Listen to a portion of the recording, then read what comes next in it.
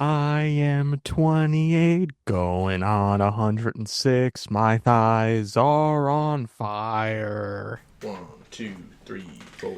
These boys only want the best stuff. They want the cream of the crop. They don't want none of that Michael Bay shit. They want the shit that pops. Oscar bait, black and white. Maybe something French. If it's got more than one explosion, honey, put that shit on the bench. Oscar Wieners,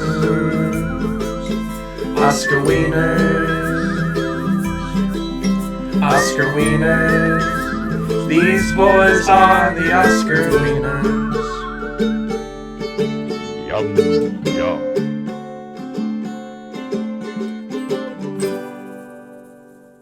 Oscar Wieners. You are 6D going on 7D. Welcome to Oscar Wieners, Namaste. the only show on the internet where Hollywood's biggest night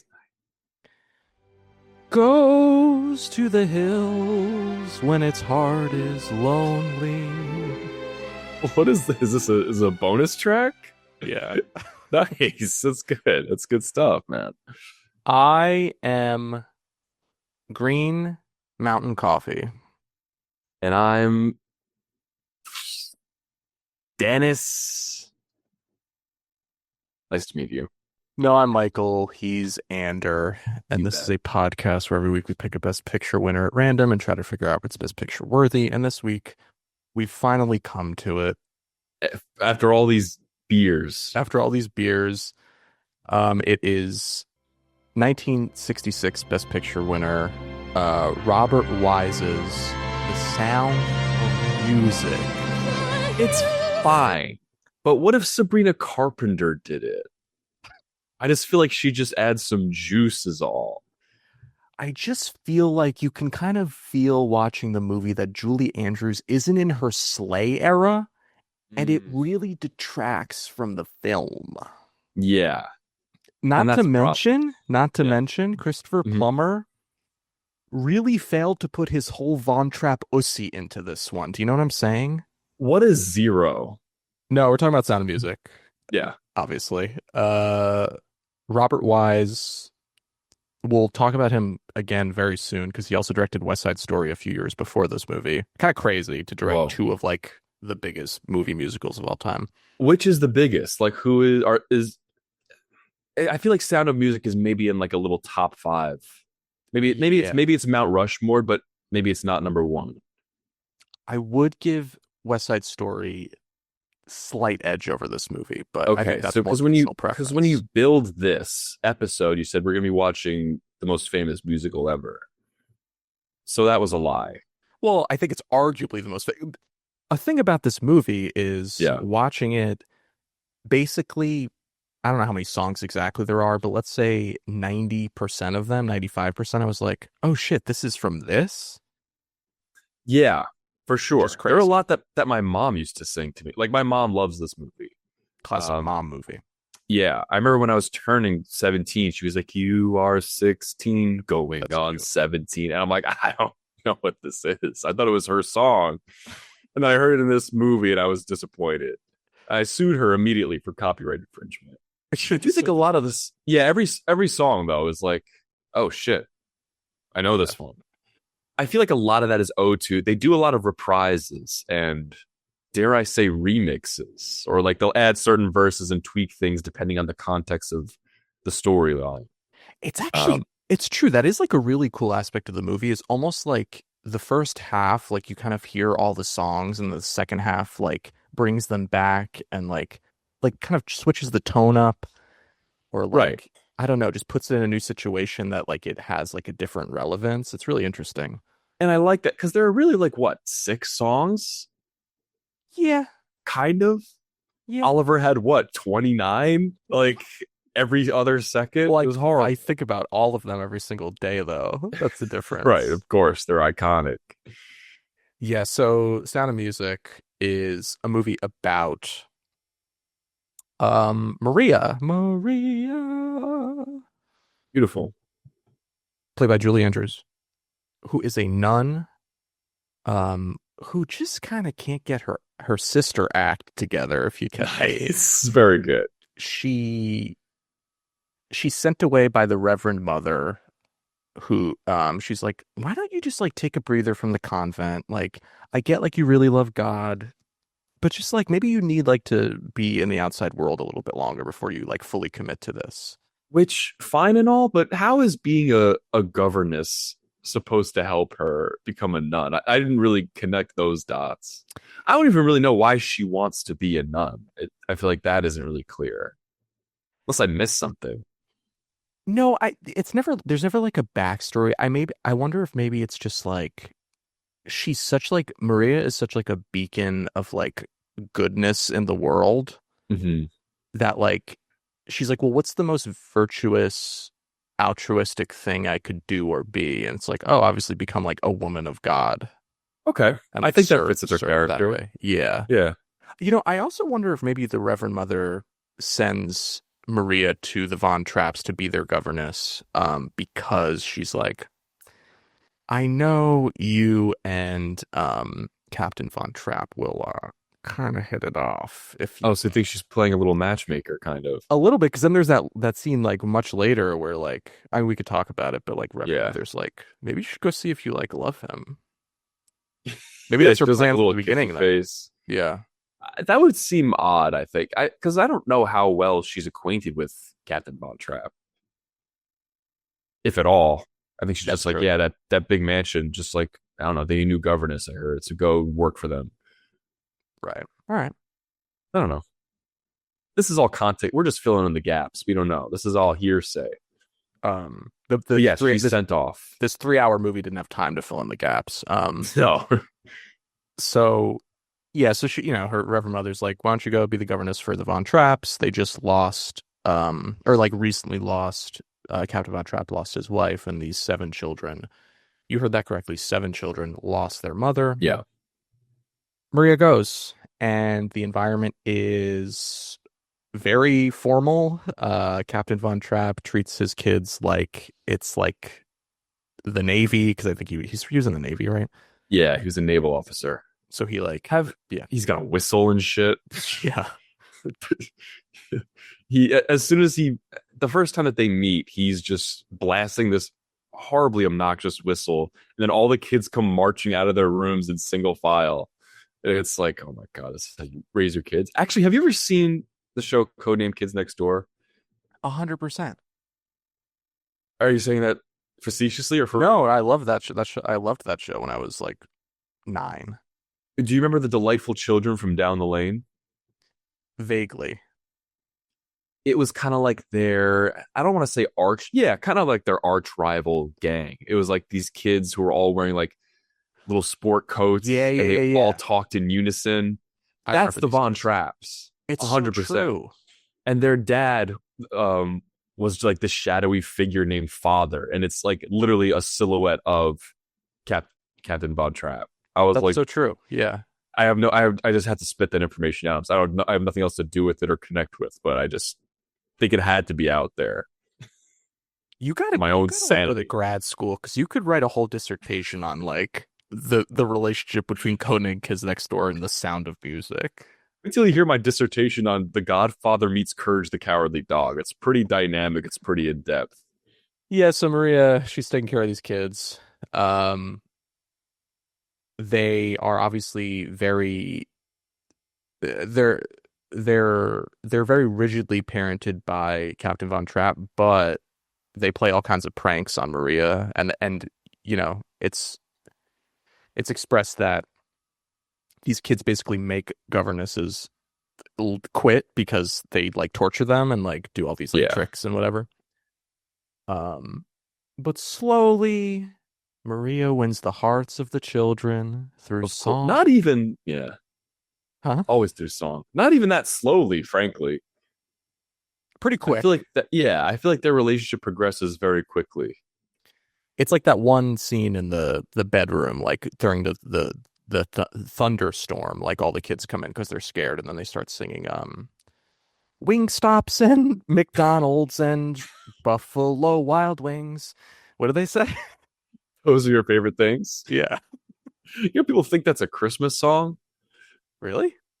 I always hear it during Christmas. And I think it's just for the line brown paper packages tied up with strings.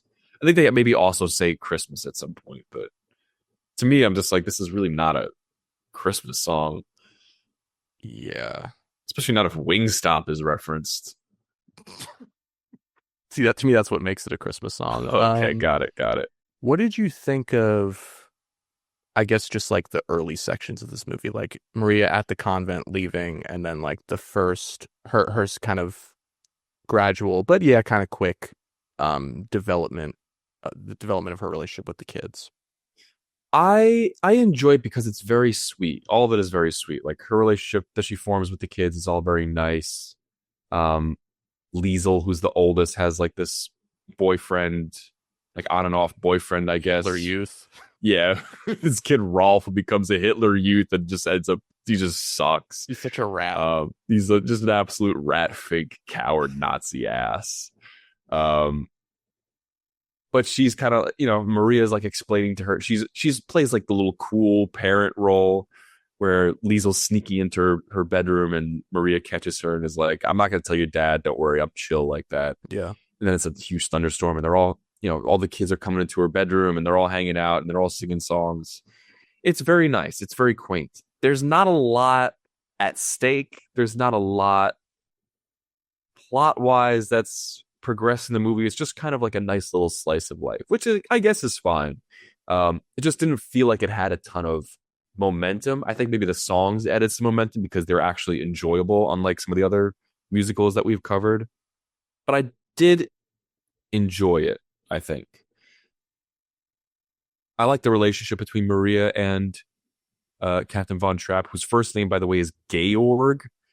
But their relationship, I think, progresses in a very nice, lovely, unproblematic way. Georg is kind of courting this Baroness who Played by Eleanor Parker. Yes. Baroness Schrader. Baroness Schrader, who they have a little relationship together.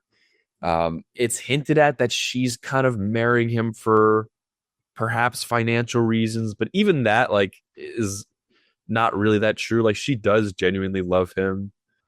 I also, the first like 20 minutes I watched this movie in 3 sittings. It Okay. fit well in 3D also. Yeah, yeah. That's how you have to. every movie You I have watched in to. 3D. Yeah. I watched it in smell-o-vision. Nice. It probably smelled great, by the way. This movie would It smell smelled like fantastic. just the most delicious meadows you've ever stunk. Yeah. I watched like the first 15, 20 minutes, like just as Maria's, I think, are just about to leave the convent. And I was a little bit like, it's not even like it was bad. I will say the movie opens with just, this movie's like one of maybe the most beautiful looking movies I've ever seen. Yeah, definitely. Like it opens with these like incredible like helicopter shots like through the fucking Alps of Austria or whatever, and like It's gorgeous.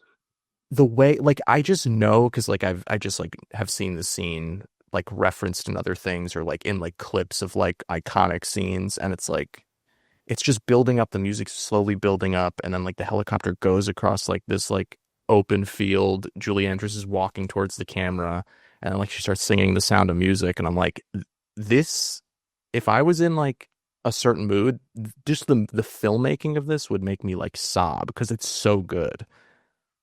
And it's so immediately like iconic, and like you get why this movie, like people still like talk about this movie. Yes, I think it's. I would like to accentuate it. It's clear why other people like it. I also liked it, but I wasn't. Don't bite your lip at me. Don't do that. I do like this movie. I just wasn't. I wasn't going gaga over it.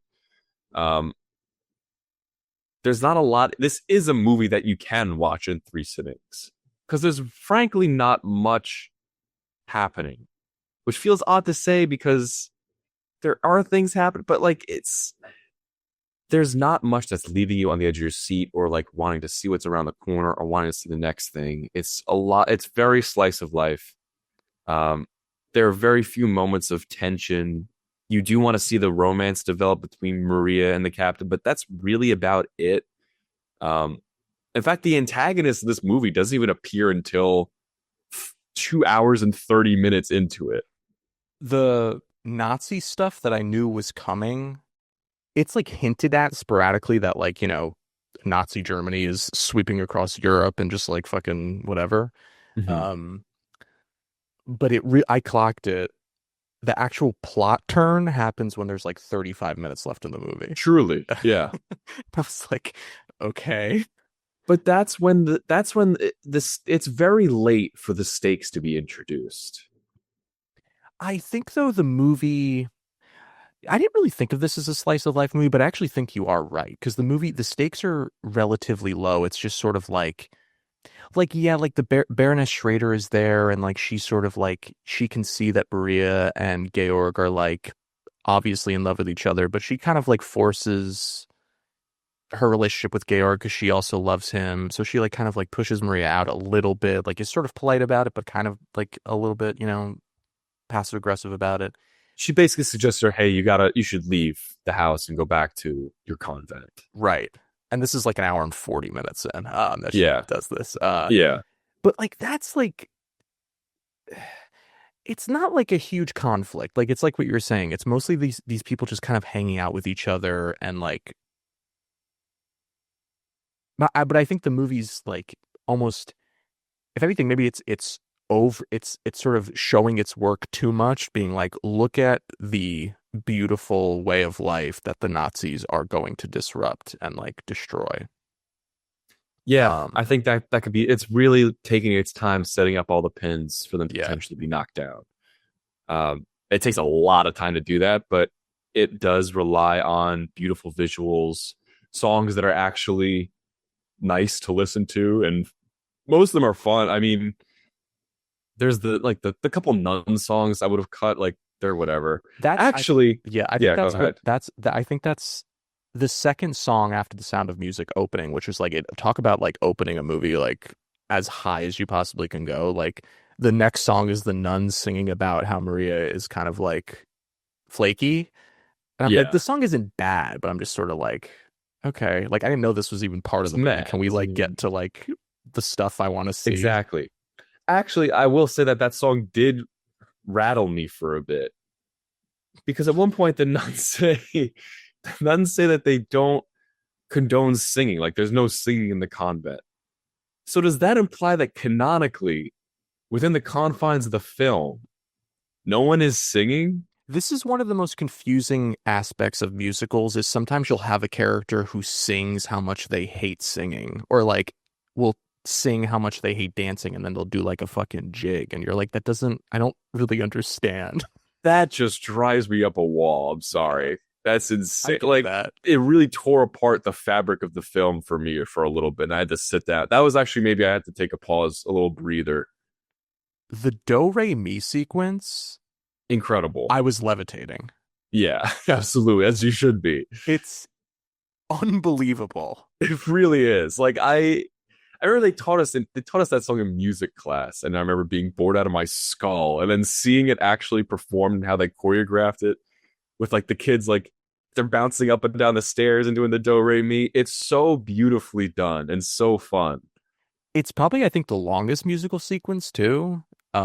Like it because it goes like across several scenes. It's not like usually I think most of the musical sequences take place like it's like 3 4 minutes like in one location. This one's spread out as she's like I guess it's the idea is that she's teaching them like how to sing basically across a span of time, Yeah. and so it feels so like expansive.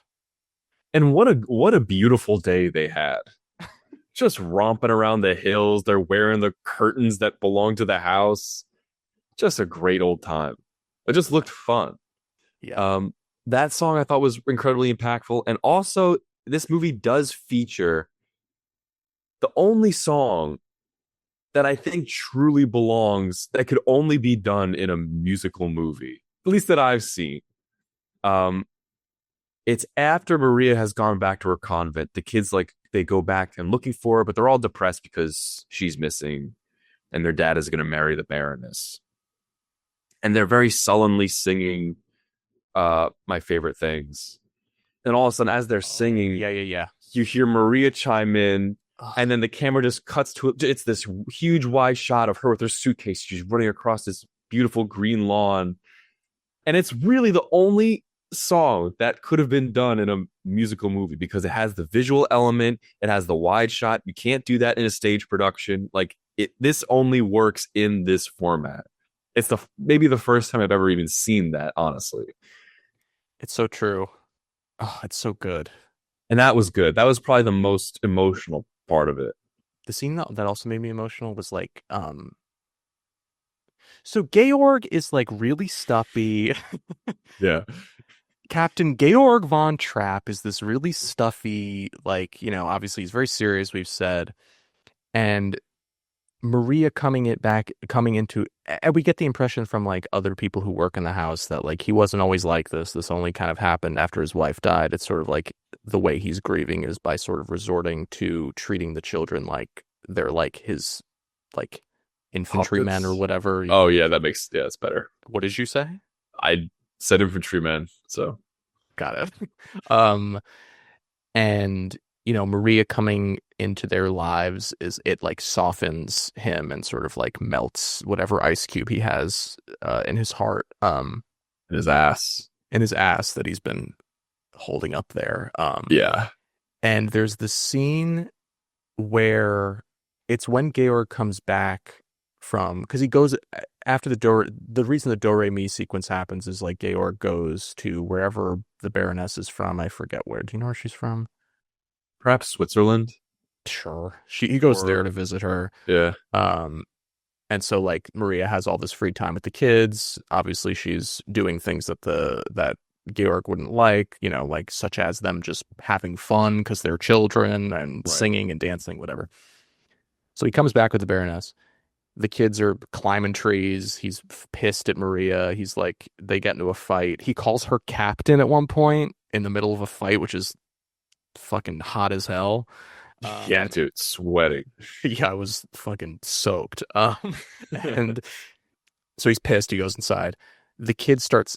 Maria taught the kids the Sound of Music song to sing to the Baroness when she came.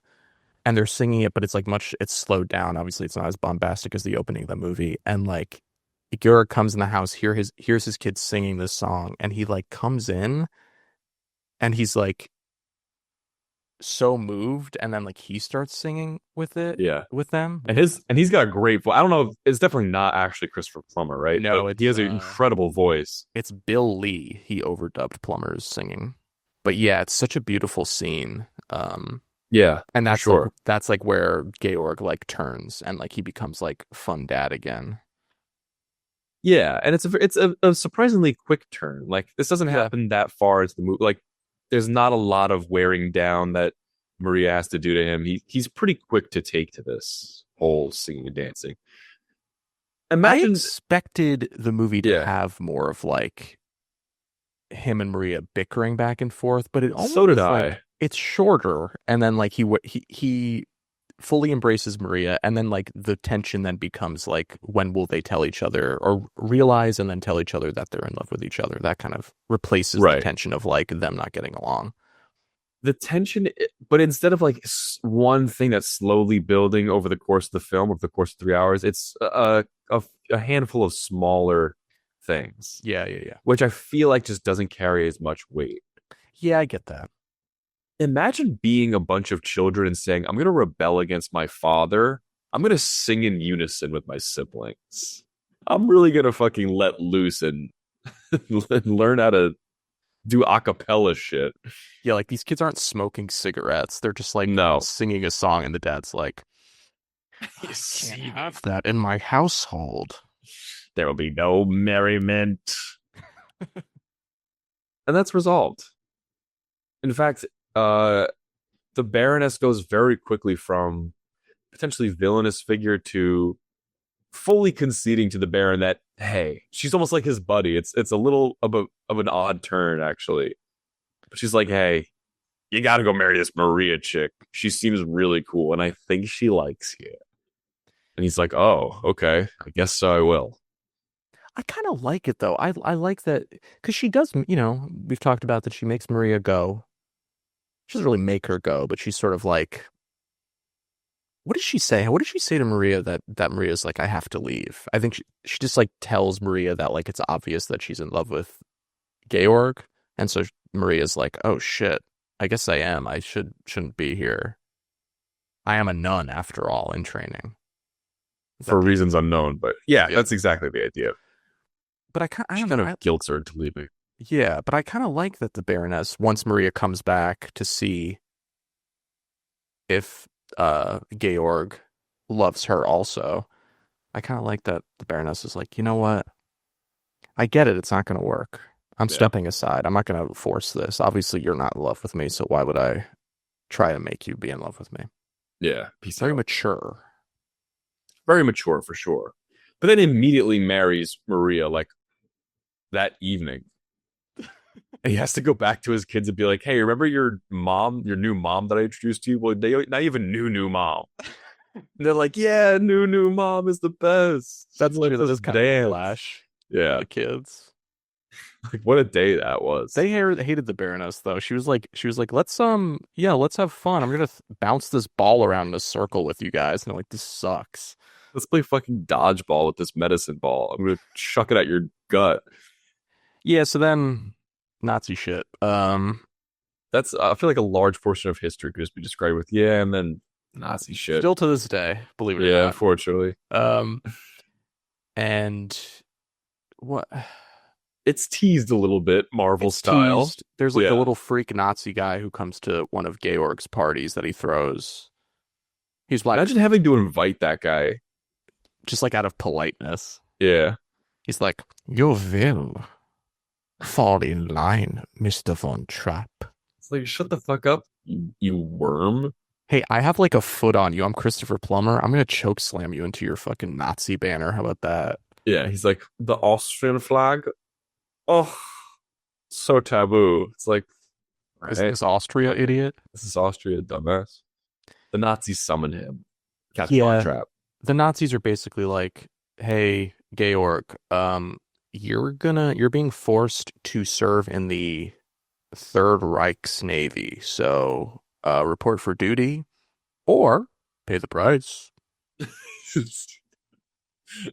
Don't want to know what that is. Yeah, it could be any number of things.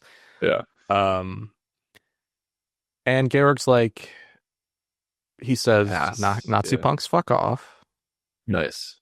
And him and his family, Maria and the kids they sneak out.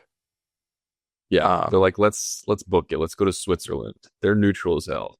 But as soon as they're out of the gate, the Nazi little freak and a bunch of Nazis are like, where are you going, Mr. Von Trapp? Yeah. And he's like, shit. It's so obvious, like how fucked he is. He's like, are you? Because Because they also left the car, like they didn't even start the car because they wanted to be quiet. So like the people, yeah, who so they're work for pushing Von their Trapp, car. yeah, wouldn't hear. And he's like, having car trouble, and he's like, yeah, I won't start, crazy.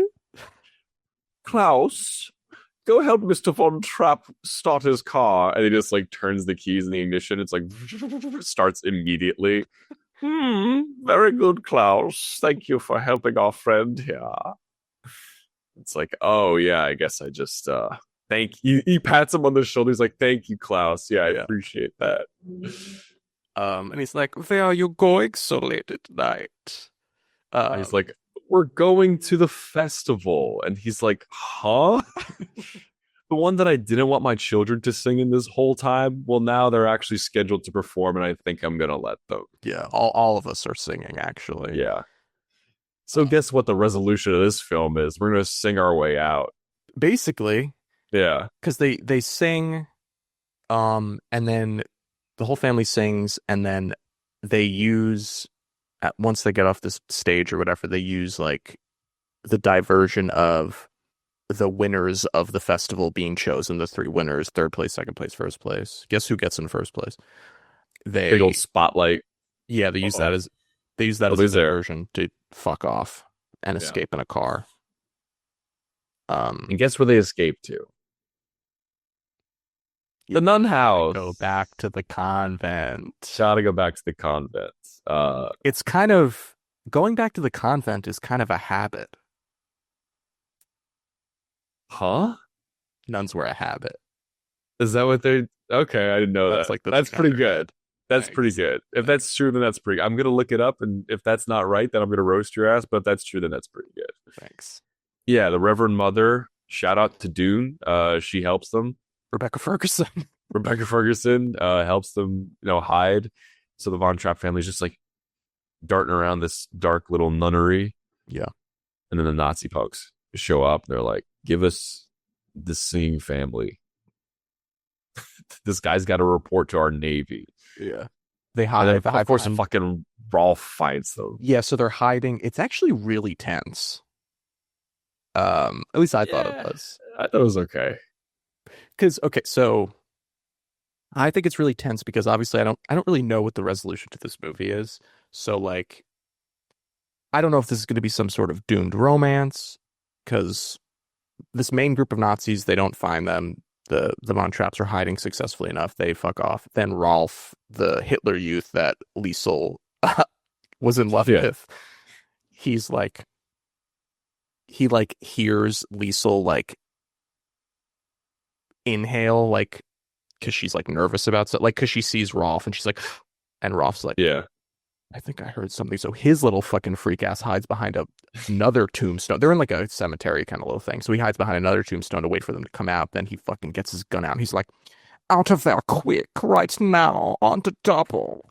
And I really thought this was gonna end with because Georg comes out. He's like, rest of the family run off. And then he starts yeah. It's approaching. like it's me you want. Just yeah, Yeah, he's like, and he starts approaching Rolf, who has his gun drawn, and like, I'm like, Rolf's gonna fucking kill Georg. Like, I genuinely was, I thought that was how it's gonna end, and it's gonna be sad. there was perhaps a moment where I thought that, but ultimately I just didn't think he had the constitution to do it. Also I mean, maybe cut this, but note to anyone with note to anyone holding someone at gunpoint, don't let them get close to you, right? You have a ranged weapon. I just like I wasn't rooting for him, but that still bothered me. Like he was just like obviously gonna take his gun. Like Georg is just walking over, like, you're not gonna do this, right? And then he just grabs his gun, obviously. Yeah, but I think that's justified by a few things. Like, Rolf is obviously like a kid and probably doesn't have like, well, Georg literally says to Rolf, like, you'll never be one of them. Yeah. Like as much as you want It's to be like a fucking Nazi, like you don't really have the Constitution. You're too kind at heart. yeah. And Um, he's like, I'll show you. yeah, then he blows his Lieutenant. little whistle, Yeah. and the Nazis start chasing after them again. But the fucking nuns took like whatever engine shit out of the Nazi cars. It's so cool. And they say to the Reverend Mother, they're like, Mother, we have sinned. Yeah, then it ends with fucking the family walking across the mountains, and then it cut to credits. The end. Yeah. Great film. That's Loved this movie. Oh, really? Yeah. I guess I Oh. didn't say that I love this. I think this movie rocks. Oh, okay. I think this movie's good. I don't think it's like a perfect masterpiece. I think it's a little shaggy. It's got some slow bits that not even slow, just I couldn't always keep my attention on it. That might be more my thing than the movie's thing, but I still loved it though. I think it's like really fun and romantic and nice. The best musical is probably Charlie and the Chocolate Factory, now that I think about it.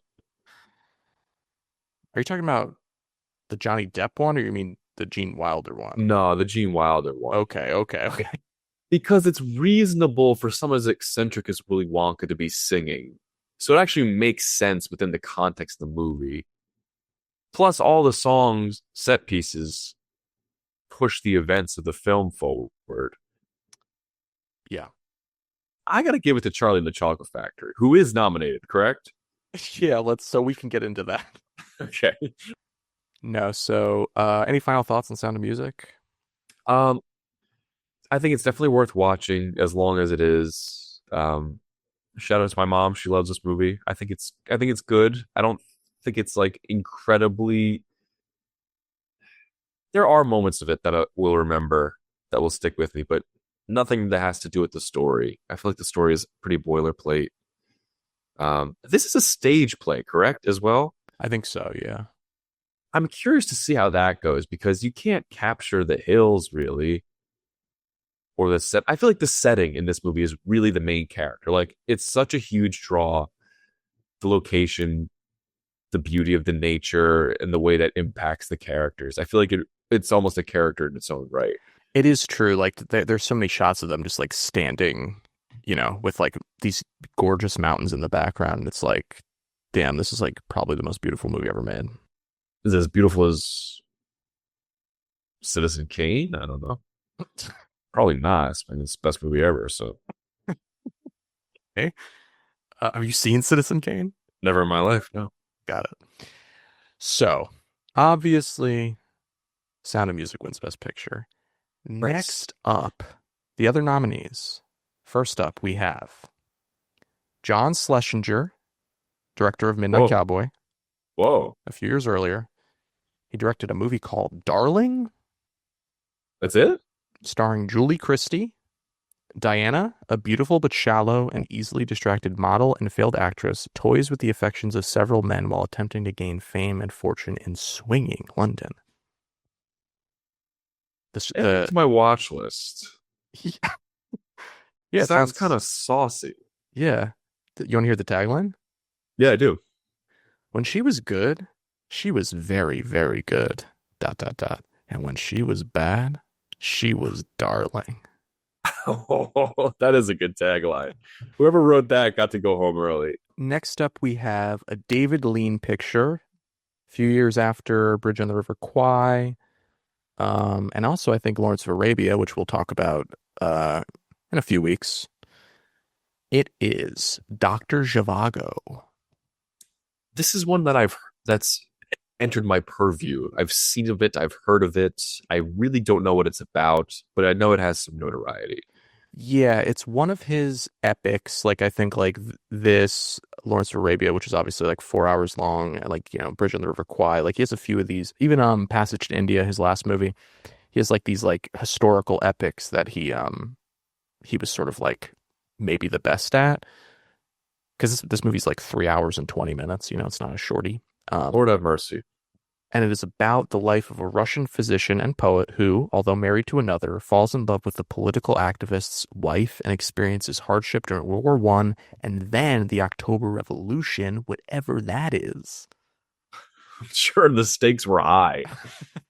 Next up, we have Ship of Fools. That ship couldn't have stayed afloat for very long, huh? I'm seeing here, it looks like you have a ticket for that ship. Yeah, on the manifest it says Don't. Alexander Andreadis. Please. First class. Oh, okay. On the Ship of Fools. I spent the bucks. I dropped the coin. That's so you pretty get a nice. nice seat. This is a Stanley Kramer picture. And is about the passengers on a ship traveling from Mexico to Europe in the 1930s who represent society at large in that era. The crew is German, including the ship's Dr. Schumann, who falls in love with one of the passengers, La Condesa. A young American woman, Jenny, is traveling with the man she loves, David.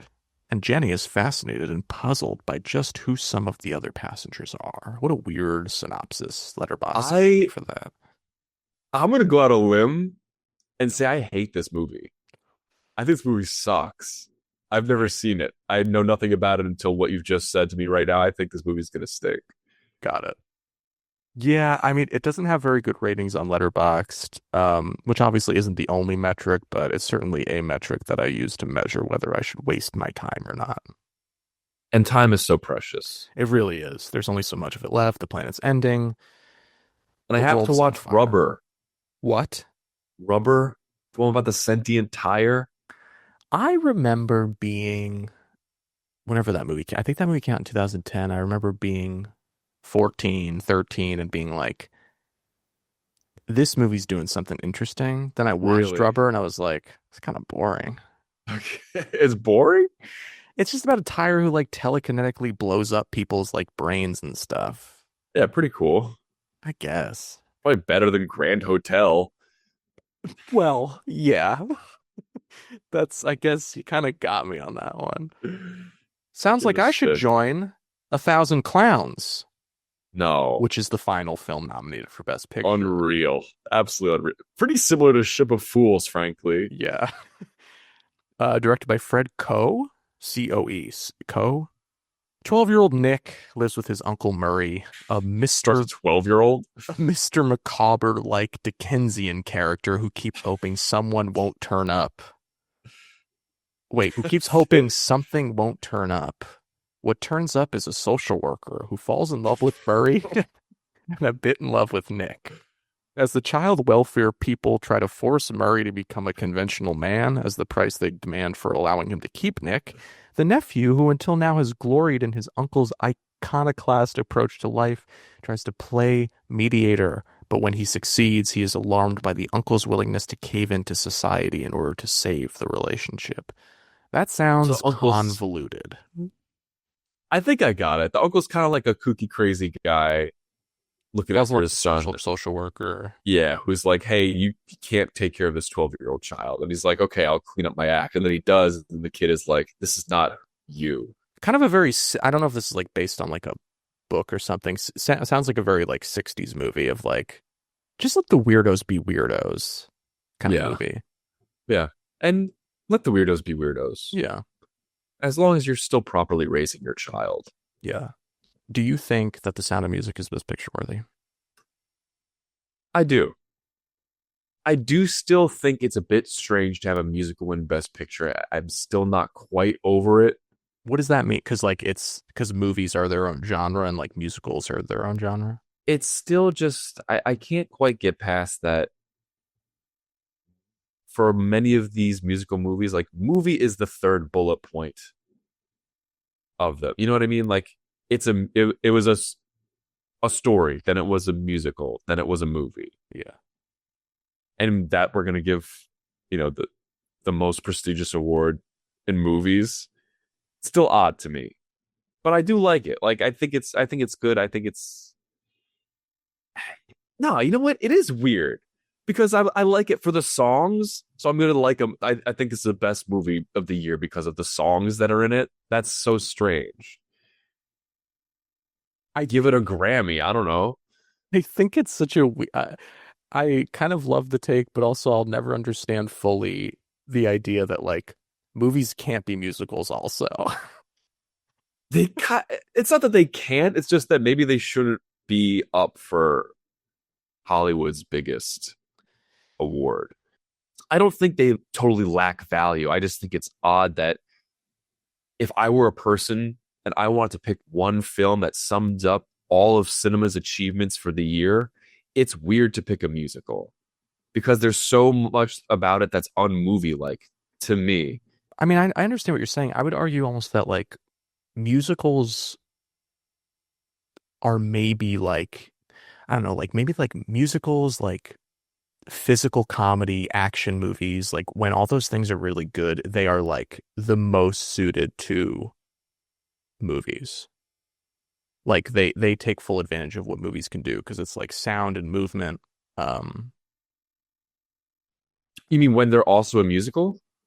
No, just like those genres. Like I'm thinking of like fucking Yeah. Buster Keaton or fucking I don't know. It's like Mad Max Fury Road or Sound of Music, West Side Story especially. It's like I love when movies like if a movie is just like two people in a room talking. As much as I love so many of those kinds of movies, I'm like this should just be a play. Right. Like, what a camera movies add to this? Right. I think about visuals. I think about movement. I think about dialogue. I think about characters. I think about story. It's really just storytelling. It comes down to. Yeah. I haven't seen the other movies that were mentioned in the nominees category, but I don't necessarily think that these are the most compelling characters. I'm sure many people would disagree with me. I do think The Sound of Music does bring a lot to the table in terms of visuals. It's a stunning movie visually, and I enjoy it. It's just And I will give it. I'll relent and say yes, this is best picture worthy because I just enjoy it, I guess. Nice. But it's odd. Like it's like are any of your favorite movies musicals? I feel like I don't even think of them when I think about what my favorite movies of a certain era are or something like that. Yeah, that's fair. I mean, I don't as much as I love musicals, it's not like it's still not like my favorite genre, I guess. Right. What's like my favorite musical? I do think it would be like West Side Story, like movie musical. Not, but I also haven't like seen, as many All right. as like there, obviously there's musical obsessives who like love watching them. Yeah.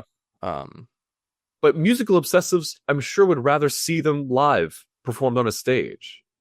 no, but Steven Spielberg filming West Side Story, it's like what is better, what is more movies than that? Okay. We'll put a pin in this because we'll get to West Side Story at some point. Yeah. I also think Sound of Music's best picture worthy. That's all I had to say. Okay. That's very Great nice. film. Everybody should see it. It's one of those movies that I think everybody should see at least once. Yeah, I do think that's fair to say. But really, it doesn't matter what we have to say. Not even a little bit. You know what really Why the matters? fuck did we just spend an hour talking about it? Your guess is as good as mine. But really, what we spent that time is to get to this so we can discuss the power of the people of the internet who had a few things to say about this movie or musical, whatever you choose. Give me the name of somebody who's gunning for album of the year. Chapel Roan. Wow. Okay. Chapel Roan says 2 stars for Sound of Music. Wow. I wonder what she actually would think about Sound of She Music. probably loves Sound of Music. I feel like she does too. I don't know why, but the most overrated piece of junk ever. Singing and giggling for 3 hours. I wasn't giggling. I don't mean to be that guy, but this is a time of my life I'll never get back. I could have won a Grammy in the time of watching this. I guess Worry it's long. about Yeah. our culture's ability to feel joy. I think that's a valid concern. I think there's a lot of cynicism prevalent. Musicals are maybe the most earnest form that we have, and I think why people find musical heads so difficult to tolerate is because they're often so earnest about the most earnest type of way to tell a story. But see, I disagree with the earnestness. It feels almost too over the top, too saccharine, too performative. To the sense that it feels fake. Like watching a musical brings out the cynicism in me, who's typically a pretty positive person. And tries to find the joy or silver lining in certain movies, even the ones that are downers. But watching a musical, I'm like, shut the fuck up most of the time. I'm just like, why are we singing? Or it's like, oh my God. It's like, just fucking talk about your problems. Why are we singing at me? Anyway. Give me the name of someone who's depressed. Just fucking you, man. You sound pissed. This one comes from me. 1 star. This film weaponizes innocence. I felt my bones rot. Every note was a nail in the coffin of a better world. I didn't watch this film. What? I endured it. And I pray the hills stay silent forever. Jesus God, Christ. that's fucking metal. That was kind of a cool review. It was pretty sick, but way too harsh, in my opinion. Let's skew a little more positive. Give the name of somebody who's just woke up on the right side of the bed today. Georg von Trapp, who has the beautiful Julie Andrews kissing him on the cheek. Well, this person might disagree, but Georg, I guess, says 5 stars. You're too sexy, Baroness. Please don't be a Nazi. Does she say anything about the Nazi stuff? I feel like she's more like just ignore it, don't worry about it kind of thing. Does she have a line about a bit ambivalent? Yeah. I think she does at one point. I don't know if it's maybe during the party or something like that, but she seems like ambivalent. She's sort of like, don't worry about it, it'll be fine. It's like, yeah, girl, how wrong you were. That's what the people have to say. Got it. Well, thank you for those. Next week, let's stay in the war. Good. And we'll talk about Oliver Stone's, I think, first film based on his experiences as a soldier in Vietnam. Okay. It is the Willem Dafoe, Tom Berenger, Charlie Sheen starring Platoon. Gas. Yes? Straight gas. Gas. I Gas. said gas. Have you Yeah. seen this? No. Okay. But I'm kind of amped. I've seen this movie many times. I saw this movie as like an 11-year-old, like so many times. That really does track for your character. Yeah. Yeah, I feel like it kind of does. People don't judge my parents too harshly. They were doing the best they could. No, it's fine. It's always funny whenever we have Ryan on the show because he's like, yeah, I watched I don't know, fucking My dad showed me Blue Midnight Velvet when I Club. was Yes. 10. Yeah. Anyway, look forward to that. It's a very intense film. Very Nice. sad, Oh, rough. ouch. But until next time, if you ever find yourself in the hills of Austria, Yeah. and you're hungry, Starving. and you're in love with a man, but you've given yourself to God, Okay. Can't quite relate, but okay. I want you to buy a bratwurst from the local vendor I was hoping you would say that. and throw it away Huh? because he hates bratwurst. Oh.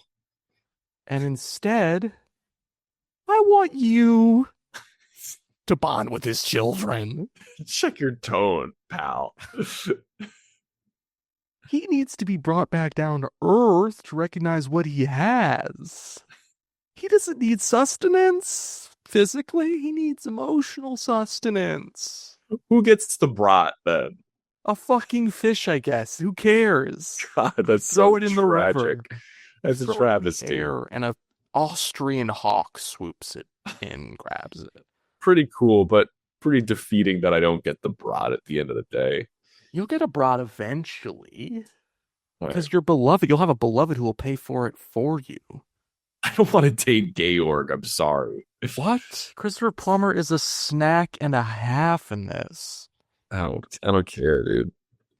God. I just want the brat. You gotta open your heart and close your ass. Because honestly, the stinky little brat farts that are coming out of it Is about enough out of you. That truly is enough, I think. I think you're cut off now. See you next week, Wieners. Adios. 1, 2, 3, 4. These boys only want the best stuff. They want the cream of the crop. They don't want none of that Michael Bay shit. They want the shit that bops. Oscar bait, black and white. Maybe something French. If it's got more than one explosion, honey, put that shit on the bench. Oscar Wieners. Oscar Wieners. Oscar Wieners. These boys are the Oscar Wieners.